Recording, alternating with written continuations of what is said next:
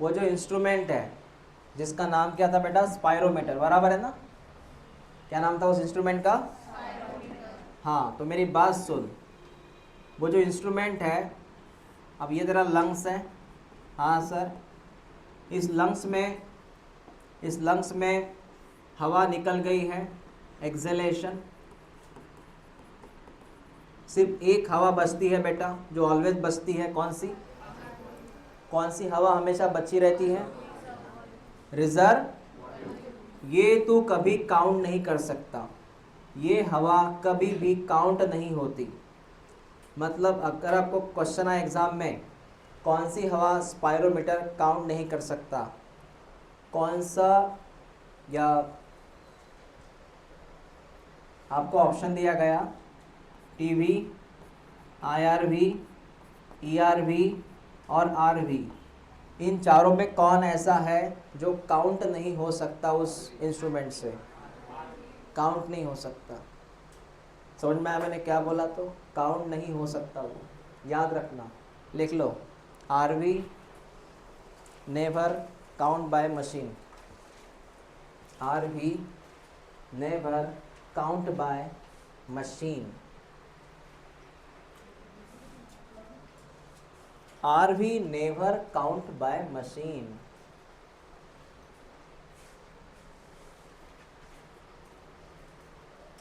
Okay, हाँ sir.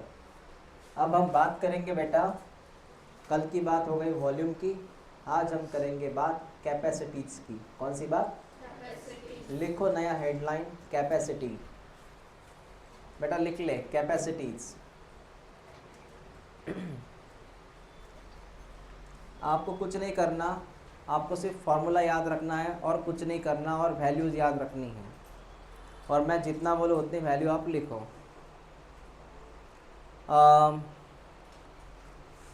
आपने headline क्या लिखा? कैपेसिटी। उसमें सबसे पहला लिखिएगा आईसी, पहला लिखो आईसी, और फुल फॉर्म लिखना। आईसी का फुल फॉर्म मतलब, आईसी का मतलब है इंस्पिरेटरी कैपेसिटी। आप कितना हवा खींच सकते हैं, क्या कैपेसिटी है आपकी कि हवा इतना आप खींचेंगे। आईसी के सामने लिख फॉर्मूला, आईसी के सामने formula TV plus IRV, IC के सामने फॉर्मूला लिख कल का, टीवी प्लस आईआरवी। क्या लिखा आपने formula? That is called as the IC. IRV पता है? हाँ। अब एक काम करो, टीवी प्लस आईआरवी, वैल्यू कितनी है टीवी की? 500। आईआरवी की वैल्यू कितनी है? हाँ, 2500 से लेके 3000। तो क्या कुल मिला के इतनी वैल्यू आती है क्या? आपको समझ रहा है मैं क्या बात कर रहा हूँ? टीवी की प्लस आईआरवी की वैल्यू इतनी आती है कि काउंट करने के बाद, टीवी की वैल्यू कितनी है? 500। आईआरवी की वैल्यू कितनी है? 2500 या 3000। तो क्या इतना वैल्यू आएगा? सही में? हाँ, लिख लो फिर, वॉल्यूम इन ml इतना लिख, 3000 से 3500 तक वैल्यू आती हैं।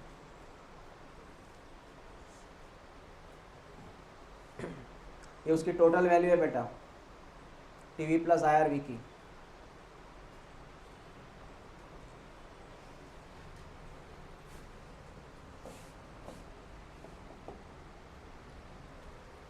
ठीक है, जिनको थोड़ा नहीं समझा उनको लिए समझाता हूँ। टीवी प्लस आईआरवी, टीवी की वैल्यू कितनी है? 500 फिक्स है। आईआरवी की अगर मैं वैल्यू लूँ 2500, आईआरवी 2500 था ना मिनिमम, तो 2500 और 500 कितना हो गया? 3000 हो गया। और वही अगर मैं यहाँ पे 3000 वैल्यू ली तो आईआरवी की, ये कितना हो जाएगा? 3500, बराबर है। ये वैल्यू लर्न करके रखना, वो 3500 इसकी वैल्यू है वो। अब दूसरा लिख, ईसी, तो कितनी हवा फोर्सफुली बाहर छोड़ सकता है। इसे लिख, कितनी हवा फोर्सफुली बाहर छोड़ सकता है। उसका फॉर्मूला है टीवी प्लस एआरवी।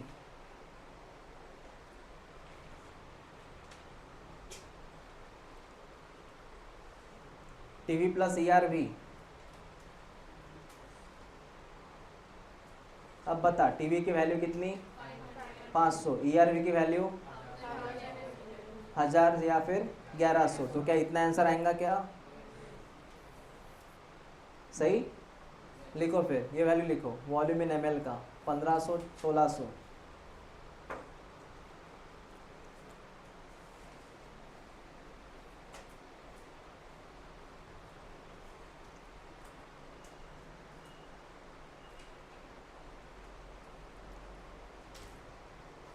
हो गया। अब लिख तीसरा F R C. F R C, F R C का फुल फॉर्म लिख ले।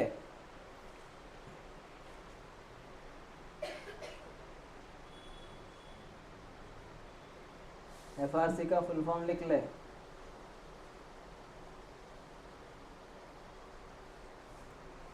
उसका फॉर्मूला लिख। एफ आर सी का मतलब है sir E R V plus R V. F R C का मतलब है E R V plus R we.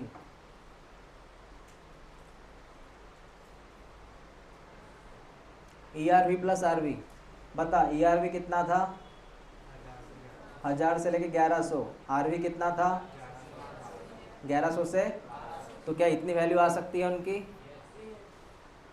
हाँ लिखो फिर वॉल्यूम इन ml 21 23।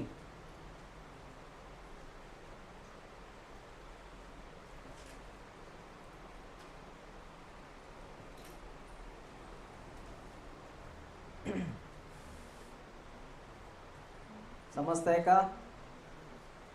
बढ़ाएंगे। ओके।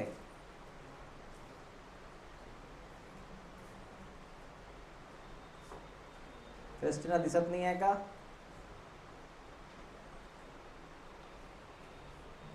चल हो गया बेटा लिखना। नेक्स्ट लिख VC। और ये VC का फॉर्मूला है नीचे। VC का मतलब वाइटल कैपेसिटीज। Vital capacity.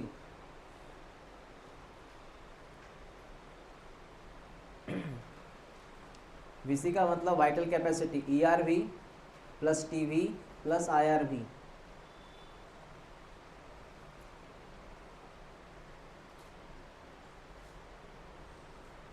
आप क्या लिख रहे हैं? VC लिख रहे हैं ना? हाँ VC का ये लिख ले वॉल्यूम कितना होगा तो सब ऐड करने के बाद।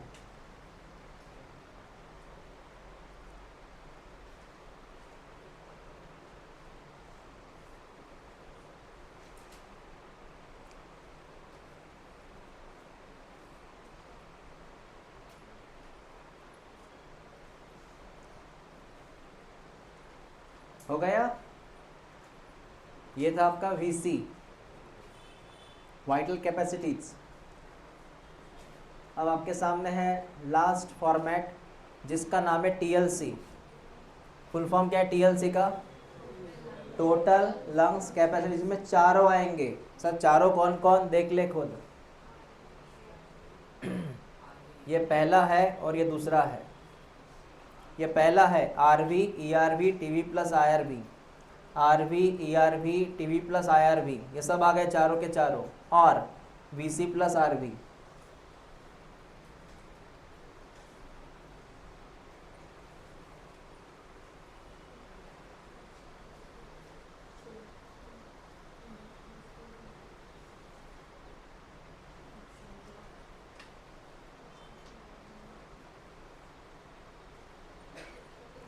ये वैल्यू सबसे लास्ट वाली वैल्यू है सर।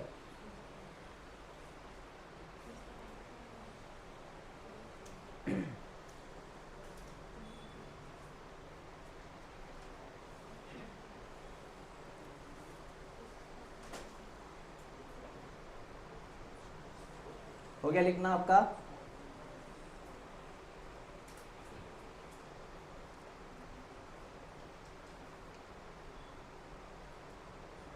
इनमें सबसे मिनिमम वैल्यू किसकी है? इनमें मिनिमम कैपेसिटी किसकी है? अरे वैल्यू देख के तो बताओ। AC। मैक्स टू मैक्स कौन है? TLC। रिपीट कर मिनिमम वैल्यू मैक्सिमम वैल्यू। हाँ अब तो वन बाय वन मुझे बताना विथ फॉर्मूला। आईसी का मतलब होता है बेटा तू कितनी हवा खींच सकता है। अब कितनी हवा खींच सकता है इसके लिए मेरा आता है normal breathing plus forceful inhalation. मैं कितनी हवा खींच सकता हूँ, नॉर्मल प्लस फोर्सफुल। मैंने आईआरवी को पता है क्या बोला था, फोर्सफुल इनहेलेशन। आप सिर्फ फॉर्मूला याद रखो।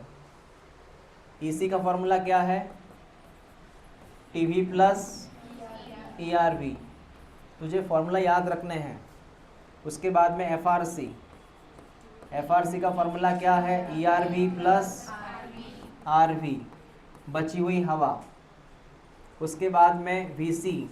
वीसी का मतलब क्या है, ERV plus IRV plus TV. TV that is called as VC. और टोटल लंग्स कैपेसिटी का फॉर्मूला क्या है, ऑल। ऑल माने बेटा ERV plus RV, sorry IRV plus TV plus RV plus RV. सब आ गए ना इसमें, अरे सब आ गए ना। क्या मैं इसको और ऐसे लिख सकता हूँ, व्हाट इज टीएलसी। सुन ले मेरी बात, तुझे पता है वीसी का मतलब क्या है, ईआरवी आईआरवी टीवी। आपको नहीं लगता इसको मैं वीसी बोल सकता हूँ, क्या बोल सकता हूँ, तो क्या मैं ऐसे लिख सकता हूँ, VC plus RV is equal to TLC, लिख सकता हूँ। हाँ, यह फॉर्मूला अभी के अभी लर्न करो, अभी के अभी। कल करे सो आज कर। क्या झालं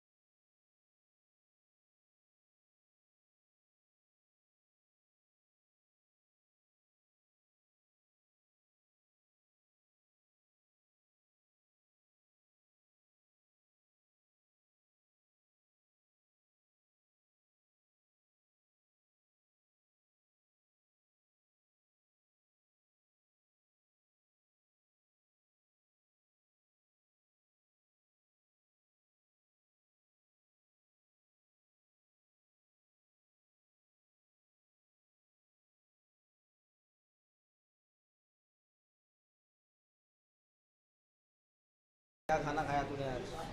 हाँ,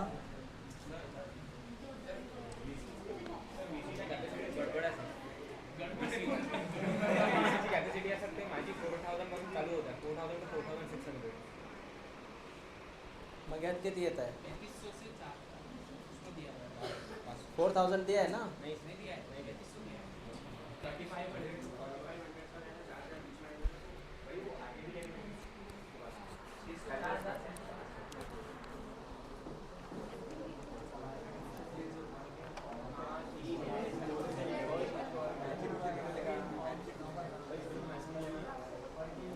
तो आपका बोलना है वीसी का जो कैपेसिटी है वो 4000 लिखा है ना आपने वैसे? आपने कितना लिखा वैल्यू?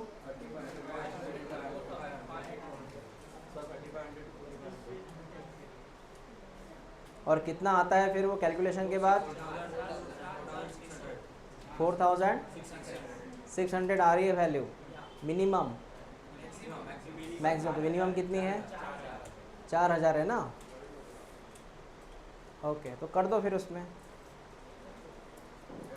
मिनिमम वैल्यू कितनी बोला आपने? 4000। मैक्सिमम है 4600।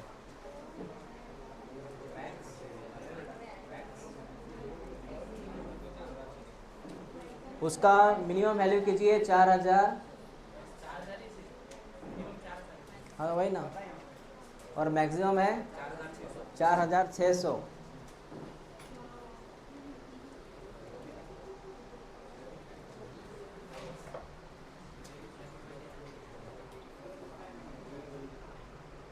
आप बताइए आईसी का फॉर्मूला क्या है?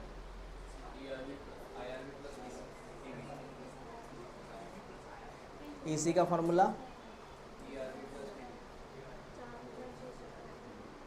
वीसी देखो मत, TV plus IRB plus ERB. उस वीसी में क्या मिसिंग है? आरबी. वीसी में क्या मिसिंग है ये सवाल आता है। वीसी में आरवी मिसिंग है, बाकी तीन है। वीसी,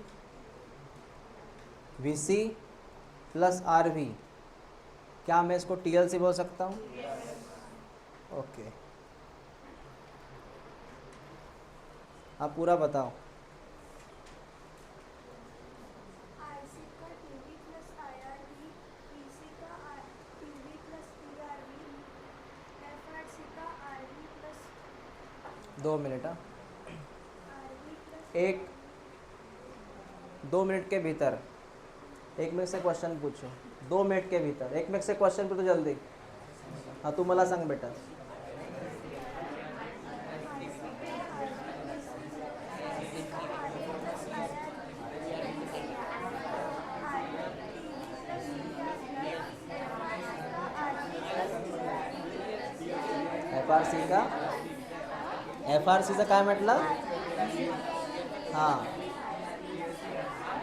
पीसी का ईआरबी आईआरबी प्लस हां, पीएलसी का ईआरबी आईआरबी टीवी और ओके।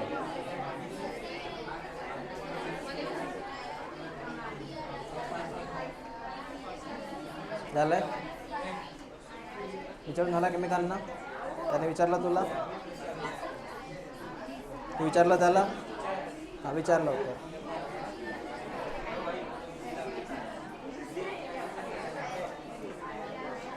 हो गया? किससे पूछा आपने? किसने बताया?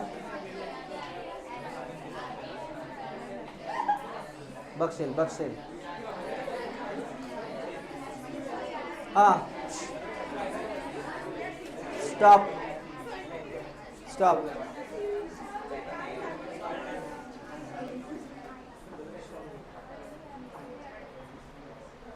हो गया पूछना?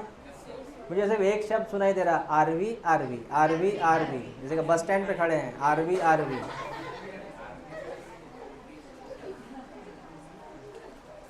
हो गया पूछना आपका?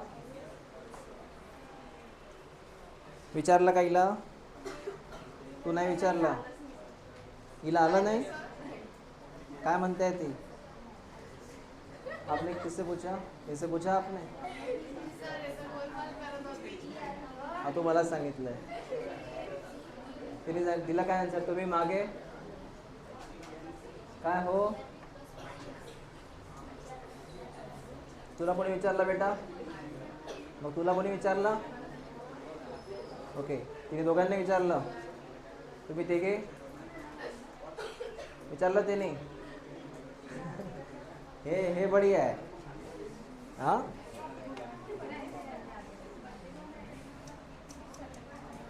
सुनिए मेरी बात.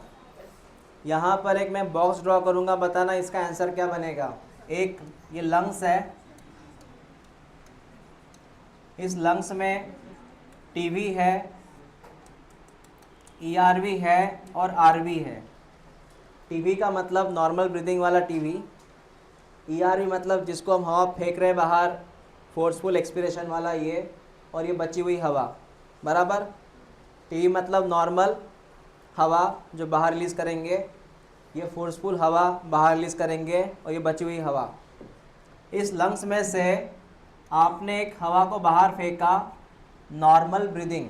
आपने लंग्स में 3 जन है ना बेटा, आपने सिर्फ टीवी को बाहर निकाला, मतलब नॉर्मल ब्रीदिंग को बाहर निकाला, नॉर्मल एक्सिलेशन को बाहर निकाला.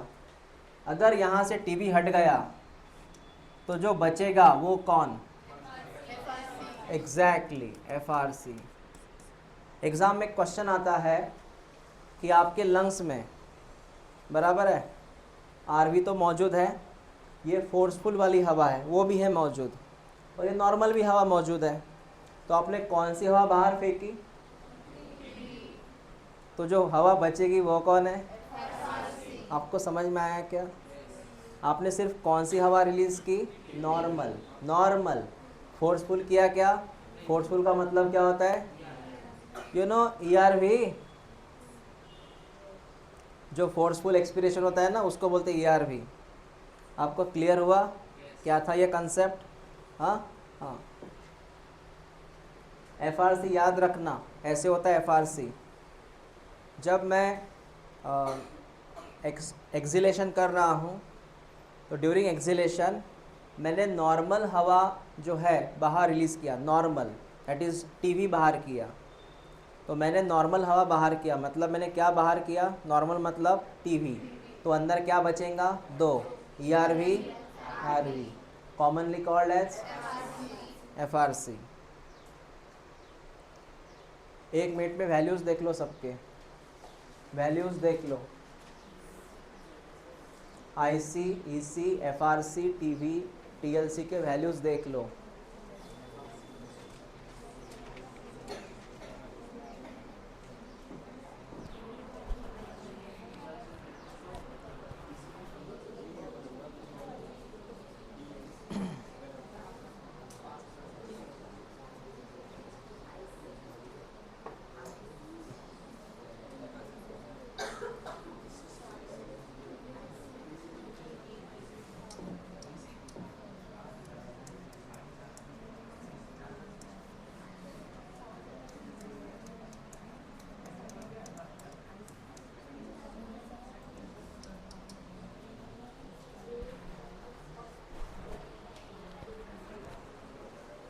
देख लिए वैल्यूज़ आपने?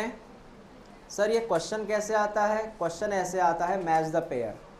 क्वेश्चन आता है मैच द पेयर. एक तरफ लिखी रहती है वो कैपेसिटीज़ और एक तरफ होता है वॉल्यूम्स.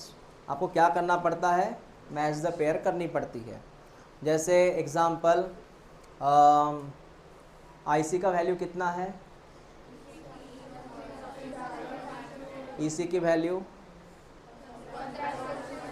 है ना, वो मैच द पेयर लगानी पड़ती है. आपको क्लियर हुआ कैसे सवाल आएगा? मैच द पेयर का क्वेश्चन आएगा ये. इसलिए इसके वॉल्यूम आपको लर्न करने पड़ेंगे, दूसरा ऑप्शन नहीं है. वॉल्यूम लर्न करना पड़ेगा फॉर मैच द पेयर. तो पहले हमने वॉल्यूम पढ़ ली है सर, और बाद में हमने कैपेसिटी. और जब कैपेसिटी पढ़ा बेटा तो हमने यहाँ पर जो वॉल्यूम अपने पढ़े उसका हमने सम किया. What is the capacity? The sum of volume.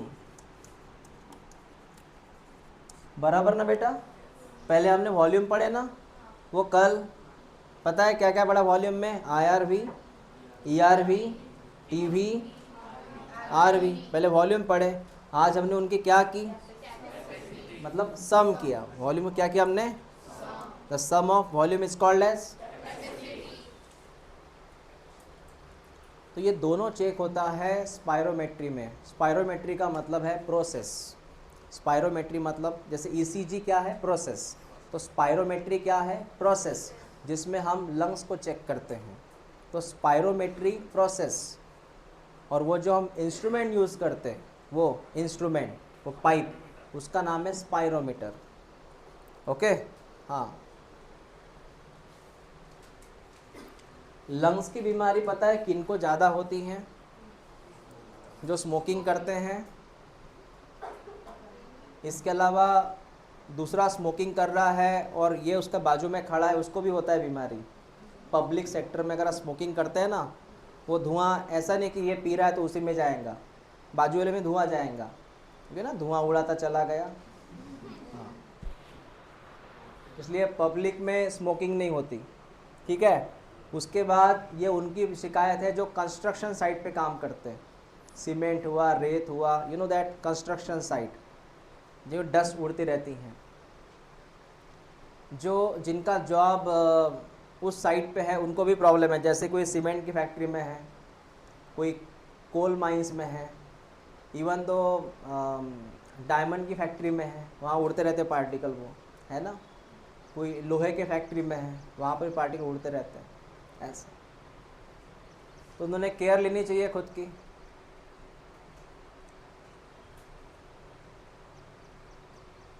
अब मैं बात करूँगा, एक नाम है डेड स्पेस करके, लिखो, नया हेडलाइन लिखो, मतलब उसी का टॉपिक है वो, डेड स्पेस। और ये नीचे वाला लाइन लिखो, dead air volume is 150 ml, dead air volume 150 ml।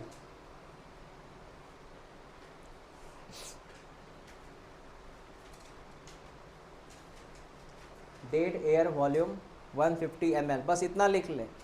Dead space लिख, बाद में लिख डेड एयर वॉल्यूम 150 ml।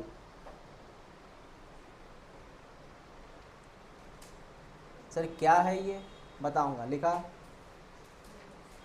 हो गया लिखना। सुन, ये क्या है, मुझे एक बात बता, कंडक्टिंग ट्यूब कहाँ से कहाँ था बेटा, कंडक्टिंग ट्यूब कहाँ से कहाँ था, नॉस्ट्रिल से स्टार्ट हुआ था, कहाँ तक, टर्मिनल, आर यू श्योर ना। हाँ, तो इसमें हवा जो होती है, इसके अंदर जो हवा होती है, इस पाइप में जो हवा है बेटा, इस हवा का नाम होता है डेड एयर। कौन सी एयर, डेड एयर। क्योंकि ये जो हवा है सिर्फ पाइप में है, ये एक्सचेंज हो रही है क्या, ये सिर्फ क्या हो रही है, बह रही है। ओके, ये हवा सिर्फ क्या हो रही है, बह रही है, ये एक्सचेंज हो रही है क्या, नहीं। तो इस हवा को मैं क्या नाम दूँ, डेड एयर। और जिस ये स्पेस में है, इस स्पेस को मैं कहूँगा डेड स्पेस। क्या नाम दूँ, और ये जो हवा होती है इस ट्यूब में, उसको मैंने क्या बोला, डेड एयर। और वो कितनी होती है, 150 ml।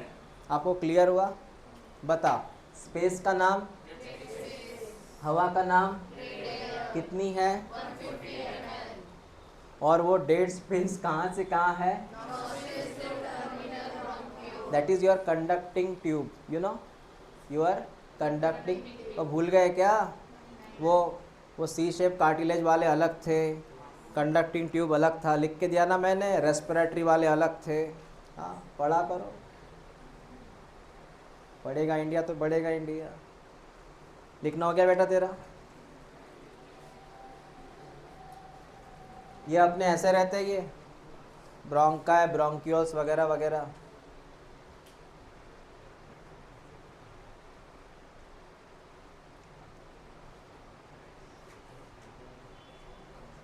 हाँ, तो ये डायग्राम तो बाद में पढ़ेंगे हम, पहले आप नया हेडलाइन लिखो, नया हेडलाइन। वो हो गए, वॉल्यूम कैपेसिटी हो गया, वो नया हेडलाइन लिख, exchange of gases, exchange of gases.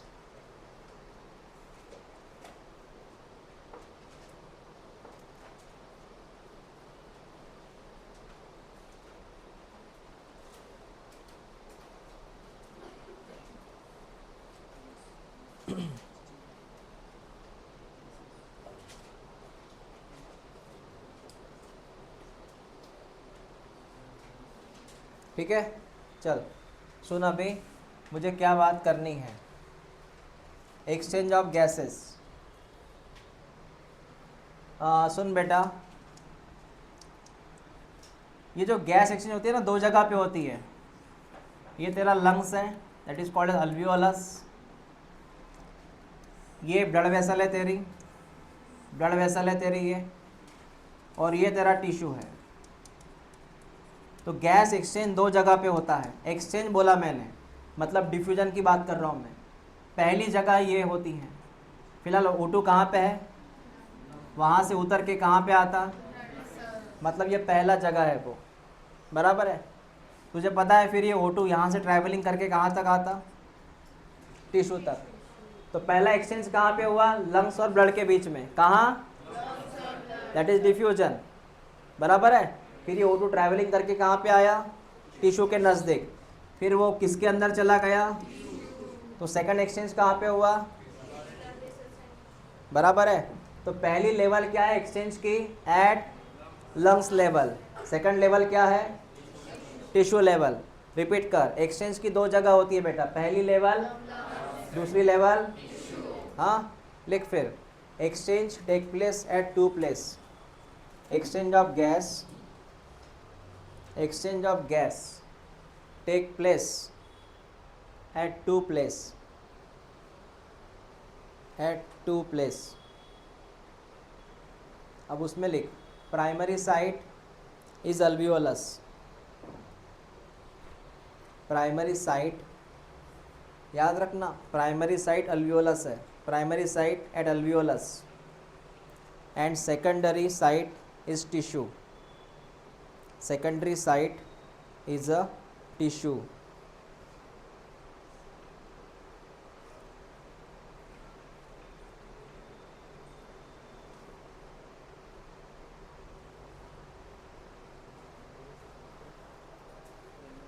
ठीक है, अब ये बता, ये O2 लंग्स में था, वो निकल के ब्लड में आया, इस प्रोसेस को तूने क्या नाम दिया, डिफ्यूजन। क्या नाम दिया, हाँ, मैं उसी की बात करूंगा अभी।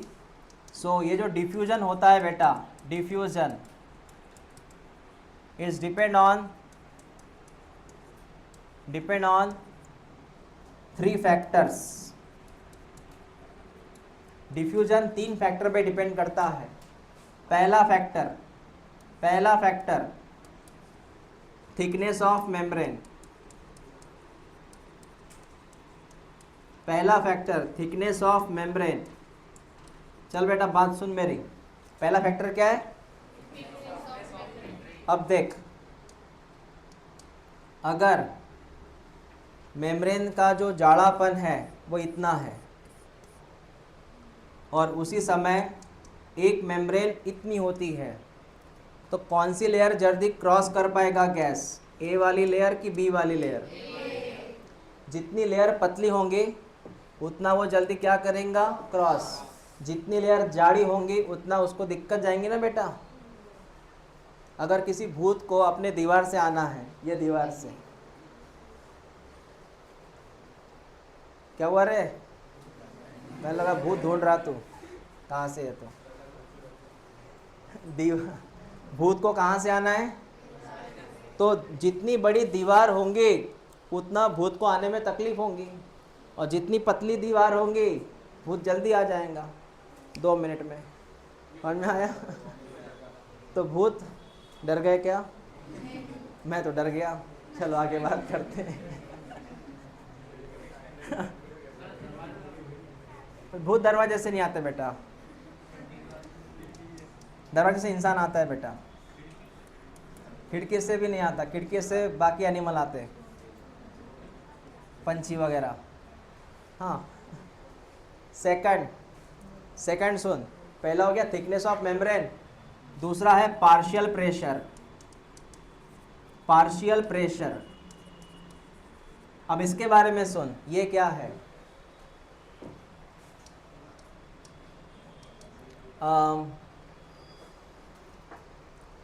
वो बगीचे में क्या लगा रहता है जिसके ऊपर बैठने के बाद आप फिसलते?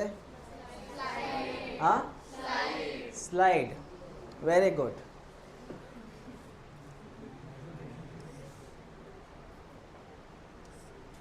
ए वाला स्लाइड, बी वाला स्लाइड, कहाँ जल्दी फिसलेंगे तुम? हाँ हाँ, तो जितना ज़्यादा डिफरेंस होगा उतना जल्दी आप फिसलेंगे, और जितना कम डिफरेंस होगा उतना हम कम फिसलेंगे। आपको समझ में आया मैंने क्या बोला? या फिर ऐसा समझो आप, टंकी है सिंटेक्स की, वो पहले फ्लोर पे है और एक 5वें फ्लोर पे है, कहाँ ज़्यादा फोर्स रहेगा? अरे भाई, कहाँ ज़्यादा फोर्स रहेगा? तुम नीचे रहते हो ग्राउंड फ्लोर पे, बराबर है? तुमको समझा नहीं मुझे क्या बोलना है। तुम रहते हैं ग्राउंड फ्लोर पे, बराबर है? तो एक टंकी लगी है पहले फ्लोर पे, एक लगी है 5वें फ्लोर पे, कहाँ प्रेशर ज़्यादा बनेगा? कहाँ जल्दी स्पीड से पानी आएगा? पहले फ्लोर वाले टंकी से कि 5वें वाले? क्योंकि जितना ज़्यादा डिफरेंस उतना ज़्यादा स्पीड, जितना ज़्यादा डिफरेंस उतना ज़्यादा। बात समझे आप? वैसे मैं बात करूँगा प्रेशर की। अब वो क्या है बेटा, वो सुन, प्रेशर की बात कर रहा हूँ मैं।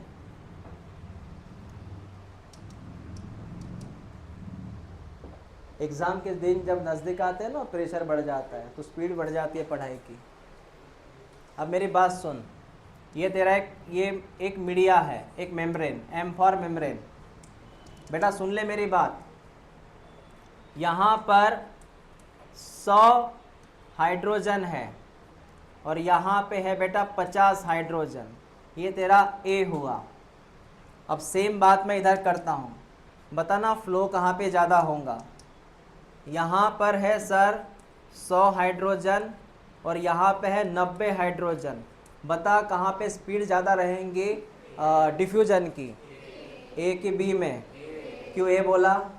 क्योंकि यहाँ पे डिफरेंस ज़्यादा है, क्योंकि यहाँ पे, अरे देखना कितने का डिफरेंस है, 50 का। यहाँ डिफरेंस कितने हैं? 10 का फर्क हुआ। तो डिपेंड ऑन पार्शियल प्रेशर, क्या बोलते हैं इसको? इधर कितना पार्शियल प्रेशर है? 100, इधर 50, इधर कितना? इधर, मतलब वहाँ पे डिफरेंस कितने का है? सिर्फ 10 का।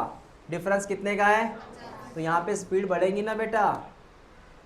क्लियर हुआ ना? ऐसा होता है, स्पीड बढ़ेगी। तो आपको समझ में आया क्या था ये कंसेप्ट? और तीसरा है solubility of gas. Solubility of gas, gas कितने स्पीड से उस चीज़ में सोल्यूबलाइज हो रहा है। सर ये क्या है, ये भी समझाते हैं। सुन मेरी बात, व्हाट इज सोल्यूबिलिटी? देख बेटा,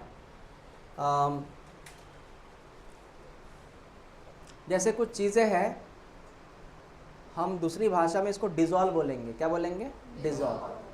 कुछ चीज़ें हैं जो जल्दी डिज़ोल्व हो जाती है पानी में, शक्कर, नमक, जल्दी होता है डिज़ोल्व। ऐसी कौन सी चीज़ है जिसको समय लगता है डिज़ोल्व होने में? ऑयल तो वो होता ही नहीं है, वो तो हाइड्रोफोबिक है। कोई है जो धीरे गति से डिज़ोल्व होता है? आटा डिज़ोल्व होता है क्या? आटा नहीं होता ना, आटा डिज़ोल्व होता, रोटी कैसे बनेंगी? आपको फ़र्क समझ में आया मुझे क्या बोलना है? तो कभी कभी डिपेंड करता है डिफ्यूजन और डिपेंड ऑन सोल्यूबिलिटी, वो कितने स्पीड से उसमें डिज़ोल्व हो रहा है। तो मैं आपको एक बात बोलना चाहूँगा, अगर मैं O2 की और CO2 की बात करूँ तो हमारे खून में जल्दी डिज़ोल्व ये भाई साहब होते हैं। हमारे खून के साथ जल्दी फ्रेंडशिप कौन करता है? मतलब ये अपने खून में जल्दी क्या हो जाता है? डिज़ोल्व, मतलब सोल्यूबल। क्या हो जाता है? सोल्यूबल। समझा मैंने क्या बोला? इन दो गैस में कौन सी गैस जल्दी सोल्यूबलाइज होती है? हाँ, तो तीसरी बात है आप उस फ्लूइड में कितना जल्दी सोल्यूबलाइज हो जाते हैं, इसके ऊपर भी डिपेंड करता है आपका डिफ्यूज़न। ओके बेटा, हाँ। सो 3 चीज़ें हैं जिनके ऊपर आपका डिफ्यूजन डिपेंड करता है। पहला, मेम्ब्रेन का थिकनेस, जितनी जाड़ी मेम्ब्रेन होंगी उतना डिफ्यूजन कम होगा। दूसरा, पार्शियल प्रेशर, जितना ज़्यादा फासला होगा, मतलब एक तरफ 100 है एक तरफ 50 है, डिफरेंस ज़्यादा है तो प्रेशर काफ़ी ज़्यादा हो, मतलब वहाँ पे डिफ्यूजन ज़्यादा होगा। और ये तीसरी बात समझ में आ गई तुझे? लिख लो इसे, यहाँ पे एक नोट डाउन लिख रहा हूँ मैं। CO2 इज 20 से 25 time more soluble, CO2 is 20 से 25 times more soluble than oxygen.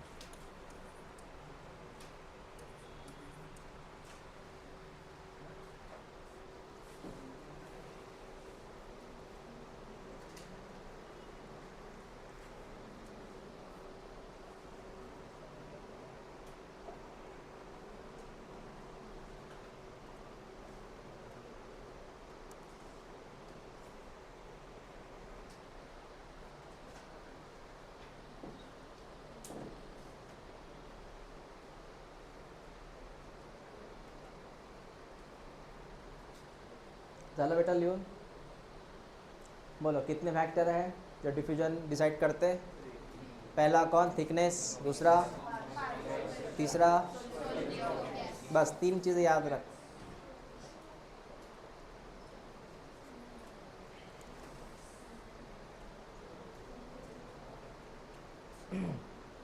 आपका लिखना हो गया क्या?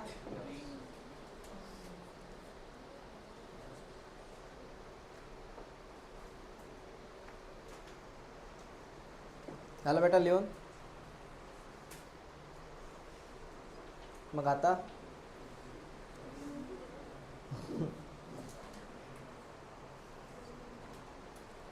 सुनो, इसके बाद एक्चुअली एक डायग्राम मैंने आपको पढ़ाई थी ऑलरेडी। वो मैंने आपको पढ़ाया था अल्वियोलस, एंडोथेलियम, पढ़ाया था ना, अल्वियोलस एंडोथेलियम। बस एक बार डायग्राम देख लो, ख़त्म करते टॉपिक को। मैं बात कर रहा हूँ मेम्ब्रेन की डिवीजन। सुन ले इधर, सर ये कौन है बेटा? ये अल्वियोलस है। कौन है ये? हाँ, पता है इसमें कौन सी लेयर थी? Simple squamous. याद आया कुछ? कौन सी लेयर थी यहाँ पे? सिंपल स्क्वैमस था ना बेटा? सिंपल स्क्वैमस था सर इधर, तो यहाँ पे है सिंपल स्क्वैमस। हाँ सर, लिखने की ज़रूरत नहीं है, मैं डायरेक्ट लिखता हूँ। इसका नाम है अल्वियोलर मेम्ब्रेन। देख मैं क्या लिखने वाला हूँ। उसके बाद तुझे पता है यहाँ पे खून की नदियाँ बह रही थी बेटा, इसका नाम भी पता है ना, मैंने क्या बोला था? इसमें भी कौन सी लेयर रहती है? वो सिंपल स्क्वैमस। याद है मैंने इसको नाम दिया था एंडोथेलियम। एंडोथेलियम याद है क्या? एंडोथेलियम नाम दिया था मैंने इस लाइन का। अब इसके बीच में एक लेयर बसती है, इसके बीच में just like a sandwich, sandwich. और सर ये जो है पीले कलर का, इसका नाम है बेसमेंट मेम्ब्रेन। क्या नाम है? Basement membrane. M for membrane. अब बता कितनी लेयर हो गई यहाँ पे? 3 लेयर। पहले कौन सी? मेम्ब्रेन, वो एक ही नाम है। दूसरा? तीसरा? एंडोथेलियम ब्लड वेसल का लेयर है। अब इन तीनों को मैं कॉमनली नाम दूँ डिफ्यूजन मेम्ब्रेन। बेटा इन तीनों को मैं क्या नाम दूँ? क्योंकि यहाँ से होता है डिफ्यूजन। सर कैसे? अरे भाई ये अल्वियोलस के अंदर कौन था? फिर ये यहाँ से ट्रैवल करके कहाँ पे आया? अब ये बता, इस O2 ने 3 लेयर क्रॉस की। कितने नाके लगे उसको? 3 नाके। पहला नाका दूसरा नाका, तीसरा नाका, तब जाके ब्लड में आया ना। तो हाउ मेनी नाके, मतलब हाउ मेनी लेयर, और कॉमनली क्या बोलते हैं इसको? वेरी गुड, लिख लो इसे, यह है तेरे किताब में।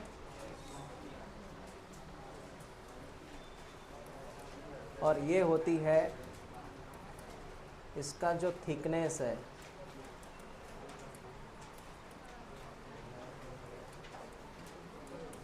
Less than 1 mm।